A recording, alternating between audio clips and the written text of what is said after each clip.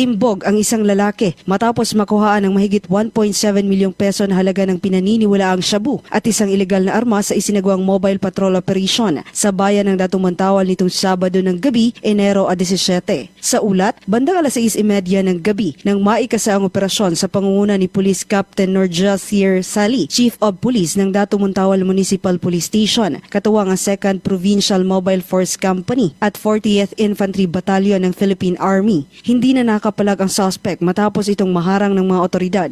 Nakumpiska mula sa posisyon ng suspect ang tinatayang 262.96 grams ng pinaghihinalaang shabu na may estimated value na 1,788,128 pesos. Bukod sa illegal na droga, nakuha rin sa suspect ang isang caliber 38 revolver na may kargang 2 live ammunition. Agad namang binasahan ang suspect ng kanyang mga karapatan sa ilalim ng Miranda Doctrine at Anti-Torture Law sa wikang kanyang nauunawaan bago dinala sa impila ng pulisya para sa kaukulang dokumentasyon. Isinagawa ang inventaryo at pagmamarka sa lahat ng mga nakumpiskang ebidensya sa harap ng mga mandatory witnesses bilang pagsunod sa Standard Operating Procedure ng PNP. Ayon kay Police Captain Sali, ang tagumpay na ito ay bahagi ng mas pinalakas na kampanya laban sa illegal na droga at loose firearms upang matiyak ang kapayapaan at seguridad ng komunidad. Nahaharap ngayon ang suspect sa mga kasong paglabag sa RA 9165 o Comprehensive Dangerous Drugs Act at RA 10591 o Illegal Possession of Firearms. Tiniyak ng Datumantawan Municipal Police Station na ipagpapatuloy nila ang mahigpit na pagpapatupad ng batas laban sa mga kriminal na elemento sa kanilang nasasakupan. Sa ngayon, ang suspect ay nananatili sa kustodiya ng pulisya habang inihahanda ang mga dokumento para sa pagsasampa ng kaso sa korte.